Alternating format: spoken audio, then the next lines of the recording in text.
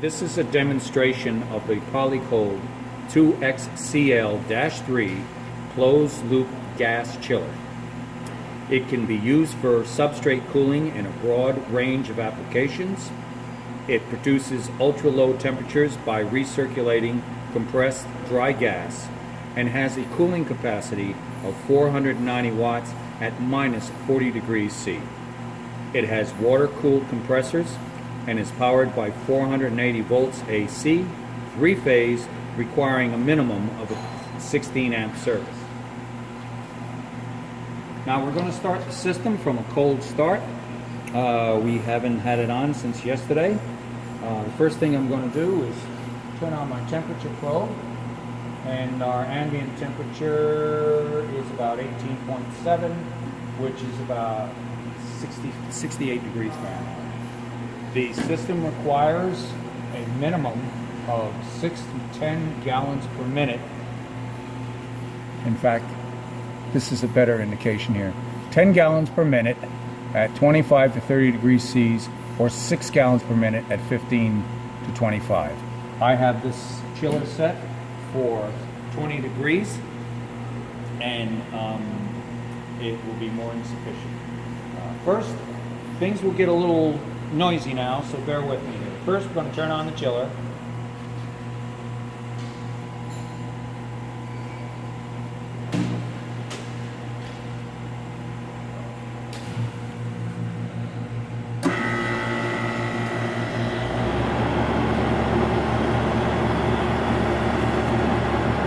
Then next, we're going to turn on our process gas.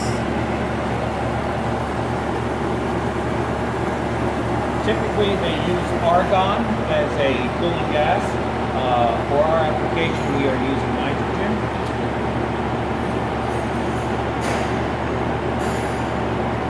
The supply needed is between 70 and 90 degrees. Pardon me, it's between 70 and 90 psi. We're going to open our valve. We have a good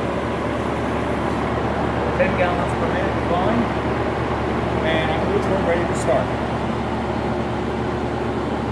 Now, I've opened up the system with all the covers off so I can show you some of the main components. This top section here is the actual refrigeration system. This is a system that is looped around the gas lines that will cool the gas lines. Secondly, on the bottom is the actual the gas compressor itself, which is behind here. It is very easy to operate.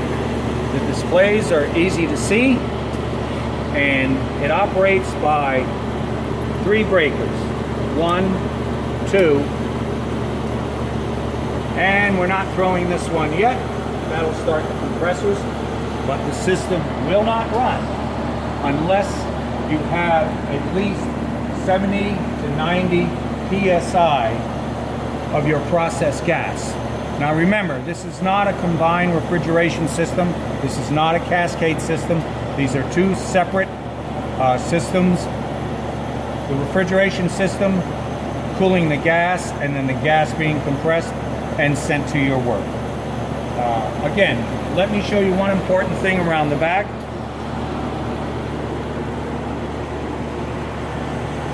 Now, typically, these lines, both out and in, are connected to long cryogenic hoses. In most cases, they're stainless steel braided hoses that go to some type of cold head or some type of workpiece. For purposes of our demonstration, I made a quick and dirty little loop here that allow us to charge the system up with the process gas, and in a very short time we should see this entire thing will frost over because it'll get very cold. While we're in the back here, I'll just point out lower here, this is where you have your water connections, both water in and water out. This is where you connect your process gas.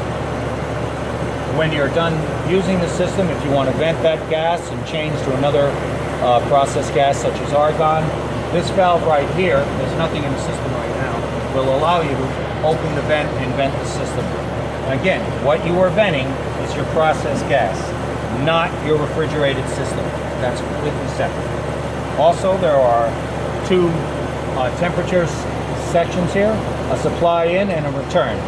I have this connected to the supply, so it will show you the actual temperature that is leaving the machine that would be going to your workpiece.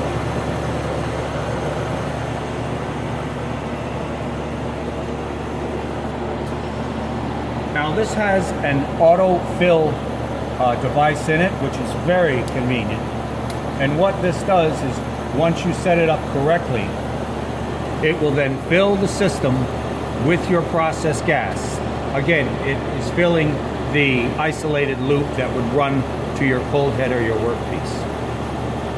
While we're waiting it to fill, I'll point out that normally when the system is not used, the refrigerated section, the static pressure should be between 175 and 205, which I've marked here, which is also the actual published specification as well. So we're just going to give this a few minutes until we get up to pressure here, and then we'll start the system up. All right, our nitrogen, our process gas, has come up to about 80 psi. Again, you have to have between 70 to 90 psi for the equipment to operate properly. I have set this control here so it will jog on and off at 80 psi as needed. The only other thing before I start the equipment I want to mention is the refrigeration compressor is unique. It cannot take any kind of commercial available refrigerant. It must have exactly the proprietary custom mix from the Polycold company as distributed by Brooks Automation. This is the process gas that we put in. It requires 4.69 pounds, which is 4 pounds, 11.4 ounces, which is exactly what we added. So it has brand new refrigerant in it. Now I'm going to go ahead and start the system.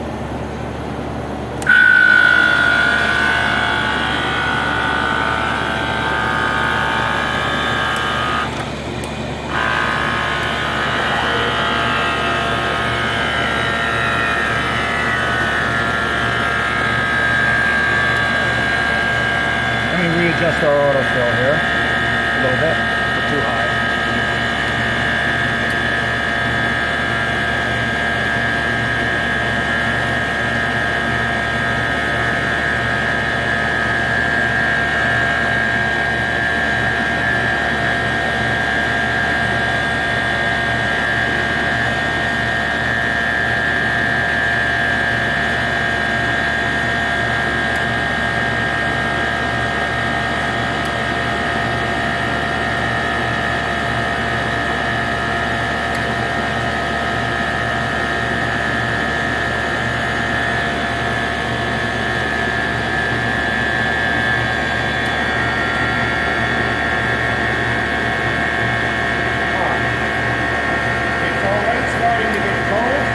As you can see, we're already down to -7 here, and we'll come back in a little while and see how it's doing. You can see we're just about down to our lowest temperature. Our little simulate manifold here is frosting up very well, and when this thing gets all the way down, you won't even be able to see anything on here. It's frosting up so well. Understandably, it is losing temperature, but it does prove that the system does get down to a very, very low temperature. It's been about 22 minutes, and we've gone from an ambient temperature all the way down to 105, almost minus 106 degrees Celsius. Our gas pressure is being held right at 80, which is mid-range, which is very good. And our operating pressure, which is supposed to be between 25 and 35, is just about right on 30. So this piece of equipment is operating to spec. It's very powerful, very fast, And when you have the right refrigerant in it, with the right application, it is very, very reliable and stable. And that concludes